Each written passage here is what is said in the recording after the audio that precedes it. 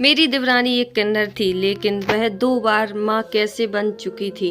इस बात का पता लगाने के लिए एक दिन मैं अपने देवर के कमरे में छुपकर बैठ गई। उसके बाद मैंने जो देखा उसे देखकर तो मेरी रूह कांप गई। मैंने देखा कि वह लोग, मेरा नाम गौरी है। मेरी शादी गौरव से 6 महीने पहले ही हुई थी। मेरे साथ ससुर और गौरव हैं। देवर देवरानी हमसे अलग रहते हैं। दरअसल मेरे पति गौरव शहर में पढ़ाई करती थे, इसी वजह से उन्होंने जल्दी शादी नहीं की।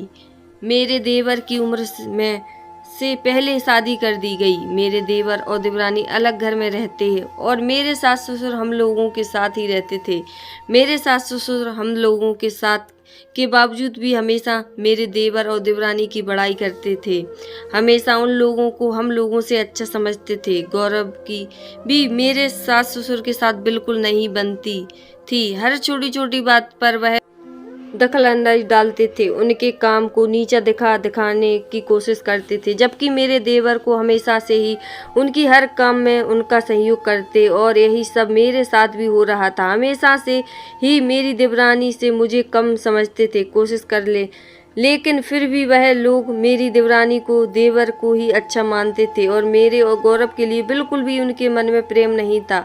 अच्छा नहीं लग रहा था। एक दिन मैंने गौरव से कहा कि मम्मी पापा हमारे साथ ऐसा क्यों करते हैं, जबकि हम लोग उनकी कितनी सेवा करते हैं, इतनी देखभाल करते हैं, लेकिन फिर भी उन्हें हमें फूटी आंख नहीं सुहाती। लेकिन मेरी इन बातों पर जरा सा भी ध्यान नहीं देते। मैं जब भी इस बारे में गौरव से बात करती तो मुझे दिलासा देकर वह वहीं शांत करवा देते और बोलते कि कोई बात नहीं, भगवान सब देखते हैं। अगर मम्मी पापा को बड़े अच्छे लगते हैं तो वही सही, हम लोग उन्हें कुछ नहीं कहेंगे। हम लोग उन्हें जैसे तैसे खुद को संभाल लिया, उनकी हमेशा से सुनते ही रहे। एक दिन मैं गौरव ऐसे ही बैठे थे, मेरे मन में ख्याल आया क्यों ना गौरव से एक बात पूछूं। मैंने गौरव से पूछा कि गौरव, आपको मेरी देवरानी यानी मीरा कुछ अजीब सी नहीं लगती? चाल गौरव मेरी बात सुनते ही मेरा हाथ पकड़कर मुझे कमरे में ले गए और कहा कि तुम्हें एक बात बतानी थी। कुछ दिनों से बताना चाह रहा था लेकिन पता नहीं पा रहा था। मैंने कहा ऐसी क्या बात है जो आप इतना हिचकिचा रहे हो? तभी गौरव ने कहा कि दरअसल मीरा एक किन्नर है। पैरों तले से जमीन खिसक गई तो कुछ समझ में नहीं आ रहा था कि आखिर यह सब क्या हो रहा है। तभी मैंने गौरव से कहा क्या बात कर रहे हैं, पागल तो नहीं हो गए? गौरव ने कहा कि मैं पागल नहीं हूँ, ऐसा सच है कि मीरा एक किन्नर है। फिर मैंने गौरव से बोला कि अगर वह किन्नर है तो देवर जी उसके साथ शादी क्यों की? तभी गौरव ने कहा मुझे इस बात पर कुछ पता नहीं, क्योंकि मैं अक्सर शहर में रहता था, कभी कभी यहाँ आता था, 1-2 बार रुककर वापस शहर चला जाता था। एक दिन मुझे इन लोगों को कभी कुछ बताया नहीं। अब जब शादी हो गई तभी मैं यहाँ आया हूँ और मुझे यहाँ आए 6 महीने ही हुए हैं। अब तो मुझे समझ में नहीं आ रहा था कि यह सब क्या हो रहा है। अगर मेरी देवरानी किन्नर है तो 2 बार माँ कैसे बन चुकी थी? ऐसे कैसे हो सकता है? मेरा तो दिमाग यह सोच कर फटा जा रहा था। एक दिन मैं और गौरव साथ में खाना खा रहे थे, तभी मेरी सास हमारे पास आई और मुझसे कहने लगी कि तुम्हें जरा सी भी लाज शर्म नहीं है क्या बहू? मैंने कहा क्या हो गया मम्मी जी, मैंने ऐसा क्या कर दिया? तभी वह कहने लगी तुम अपने पति के साथ बराबर बैठकर खाना खा रही हो। हमारे जमाने में इस सब को पाप मानते थे और जब मैं जिंदा हूँ तब तक यह नहीं होने दूंगी। मुझे तो इसकी बात बिल्कुल भी अच्छी नहीं लग रही थी। मेरे तो समझ में बाहर हो रहा था कि यह किन ख्यालों में जी रही हैं। मैंने मम्मी जी से कहा गौरव मेरे पति हैं, कोई गैर मर्द के पास नहीं बैठी हूँ, और वैसे भी अगर मैं अपने पति के साथ खाना खा रही हूँ तो इसमें क्या हर्ज है? उनका गुस्सा चरम सीमा पर पहुँच गया। तभी गौरव ने उठकर मुझे शांत कराया और कहा तुम अपने कमरे में चली जाओ। मैं वहां से उठकर अपने कमरे में आ गई। थोड़ी देर बाद जब गौरव कमरे में आए तो उनसे नाराज थी। मैंने उन्हें कहा कि आप हर बात में उन लोगों की तरफदारी करते हो, बिना गलती आप मुझे चुप करवा देते हो, आखिर ऐसा क्यों हो रहा है? तभी गौरव ने मुझसे कहा कि देखो वह बड़े हैं, हमें उनकी बात सुननी ही पड़ेगी और मैं हमेशा से सुनता आ रहा हूँ, तो तुम भी सुन लो, हमारा क्या जाता है? कोई बात नहीं, अगर उन लोगों को हमें सुनाकर अच्छा लगता है तो यही सही है। मैंने गौरव से साफ बोल दिया कि मैं आपके जितने बड़े दिल की नहीं हूँ। मैं बिना गलती किसी की भी नहीं सुनने वाली हूँ। तभी गौरव ने मुझसे समझाया कि कुछ दिन की ही बात तो है, शायद मम्मी पापा मेरे छोटे भाई यानी कि सौरभ के घर चली जाएंगी। कल इस बात का भी जिक्र कर रहे थे। तभी मैंने गौरव से कहा कि वह नहीं जाएंगे, तरफदारी उनकी करते हैं, खाना उनके घर खाते हैं और जब झगड़ा करने का मन करता तो हमारे घर पर चले आते हैं। गौरव ने जैसे तैसे मुझे समझाया। मेरी कुछ चलने वाली तो थी नहीं। खैर, एक दिन मैं किसी काम से और देवरानी के साथ एक थाली में बैठे खाना खा रहे थे।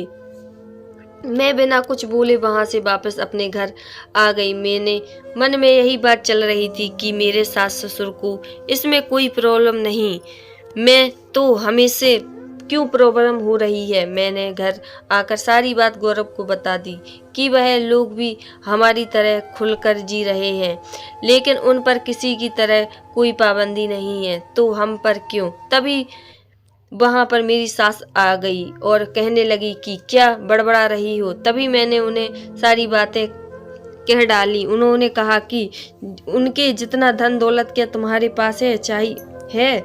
दरअसल मेरे मम्मी पापा के पास जमीन जायदाद नहीं थी और मेरे पापा प्राइमरी स्कूल के टीचर थे। हम 7 बहन थे।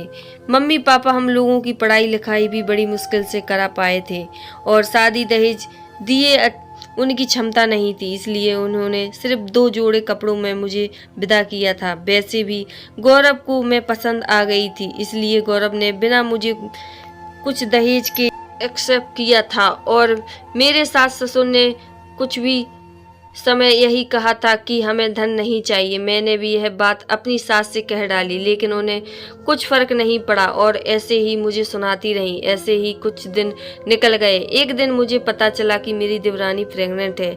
अब तो मैं पूरी तरह से बौखला उठी थी कि आखिर यह सब क्या हो रहा है, आखिर मुझसे क्या छुपाया जा रहा है। एक बात तो मुझे समझ आ गई। मैंने गौरव से कहा क्यों ना हम लोग उनके घर में जाकर पता लगाएं कि आखिर क्या बात है। तभी गौरव ने मुझसे कहा कि मुझे इन सब में नहीं पड़ना। आज साथ देने में मना कर दिया, लेकिन मैं हार मानने वालों में से नहीं थी। एक दिन मैं यह पता लगाने के लिए अपने देवर के कमरे में छुपकर बैठ गई और सोचा कि आज रात को देखते हैं इनके कमरे में क्या होता है, क्योंकि ज़्यादा नहीं तो कुछ ना कुछ तो उनकी बात से पता चल जाएगा। यही सोचकर मैं जाकर छुपकर बैठ गई और कुछ देर बाद मेरे देवर कमरे में आते हैं, लेकिन साथ में एक औरत आती है। वह मेरी देवरानी नहीं थी। मेरे देवर उनके पास बैठते हैं और उनका हाथ थाम लेते और कहते हैं तुम्हारे सिवा मेरा है ही कौन, तुम्हारे साथ कि बिना मेरा कुछ भी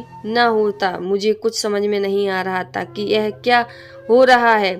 मैं धैर्य बनाए वहीं बैठी रही। थोड़ी देर बाद मेरी देवरानी मीरा भी कमरे में आ जाती है और उन दोनों के साथ बैठ जाती है। अब तो मुझे कुछ समझ में नहीं आ रहा था। मैं यही बार बार दिमाग में आ रहा था कि अगर दूसरी औरत के पास मेरे देवर बैठे हैं तो मीरा को इसमें कोई फर्क क्यों नहीं पड़ रहा है। उनके दरवाजे की घंटी बजती है और बाहर लोग कमरे से बाहर चले जाते हैं। तभी आती हूँ। पहले तो गौरव ने मुझे डांटा, निक्की है सब अच्छा नहीं है, लेकिन मैंने जैसे जैसे गौरव को समझाया और कहा कि आखिर हमें भी तो पता होना चाहिए कि आखिर हो क्या रहा है, हम भी तो इस घर के सदस्य हैं। तभी गौरव ने कहा ठीक है, अगर तुम इतनी ही जिद कर रही हो तो मैं कल मम्मी से पूछ ही लेता हूँ। दूसरे दिन सुबह होते ही जब मम्मी पापा बैठे थे तो गौरव उनके पास जाता है और बोलते हैं कि हम लोगों को जवाब चाहिए। तभी मेरी सास गुस्से में कहती है किस चीज़ का जवाब चाहिए। तुम्हें इतने गुस्से में देखकर सासू माँ आगे कुछ नहीं बोल पाती। तभी गौरव ने कहा कि यह बात तो हमें सबको पता है कि मीरा एक किन्नर है, तो फिर बार बार माँ कैसे बन जा रही है और आप हम लोगों से इतना भेदभाव क्यों करती हैं। हम लोग जो कुछ भी करते हैं वह गलत हो जाता और भाई अगर काम मीरा और सौरभ करते हैं तो वह सही हो जाता। आखिर ऐसा क्या चल रहा है इस घर में। तभी मेरी सास की आंखों में आंसू आ जाते हैं और वह मुझे भी अपने पास बुला लेती है और हम दोनों को ऊपर बिठाकर सोफे पर बिठाकर कहती है कि तुम दोनों को पूरी बात बताती हूँ। दरअसल सौरभ की शादी मीरा किन्नर थी और उसके माता पिता इस शहर के सबसे बड़े बिजनेसमैन थे। उनके पास बहुत पैसे थे। हम लोगों के मन में लालच आ गया कि क्या फर्क पड़ता है, अगर किन्नर से सौरभ की शादी हो जाती है तो एक कोने में मीरा भी रहेगी और दूसरे में सौरभ अपनी गर्लफ्रेंड को रख लेगा। उससे बच्चे पैदा करके मीरा का नाम दे देंगे और दुनिया को भी पता नहीं चलेगा सच्चाई क्या है, और जो धन आएगा उससे हम यश में रहेंगे। इसलिए हमने सौरभ की शादी मीरा से करवा दी और मीरा को अपने घर की बहू बना कर ले आए। बात की बच्चों की तो सौरभ अपने घर में ही अपनी गर्लफ्रेंड को रखता है जो अनाथ। सौरभ को कॉलेज टाइम से ही उस लड़की से प्यार हो गया था। यह बात हम सबको पता था, गौरव को इसलिए नहीं बताया क्योंकि गौरव हमेशा से ही इन सब लालच के खिलाफ था। इसलिए हमने गौरव से बात छुपाना ठीक समझा। इसलिए मीरा के माता पिता ने हमें ढेरों सारा धन दौलत दहेज दिया। इसी वजह से हमने आज तक उसे कुछ नहीं कहा और उसकी हर बात को सही समझा, क्योंकि हमें डर था कि कहीं मीरा गुस्से में आकर यहाँ से चली ना जाए और हमारे साथ धन दौलत भी चला जाएगा। इसलिए हम लोगों को यह खेल खेलना पड़ा। अब तो मेरी और गौरव की आंखों में आंसू आ गए थे कि कोई धन के लालच में कितना नीचे गिर सकता है। हम लोगों को समझ में आ गया था कि यह सब क्यों हो रहा था, क्योंकि मैं दहेज लेकर नहीं आई थी। इसलिए मेरे साथ ससुर को फूटी आंख नहीं भाती थी, जबकि मीरा के पास बहुत धन दौलत पैसे होने की वजह से वह सबकी नजरों में लाडली थी। गौरव ने अपनी माँ से कहा कि मैं आपका बेटा हूँ क्योंकि आप लोग धन के लालच में बहू बना लिया। अगर उनके पास धन नहीं होता तो आप लोग उनसे सीधे मुंह बात तक नहीं करते, और जब आपको पता चला कि उसके पास इतना पैसा है तो आप लोगों ने उसे बहू बना लिया। क्या आप लोगों में इतना कलेजा है कि उसे बिना धन दौलत के भी अपना सकते थे?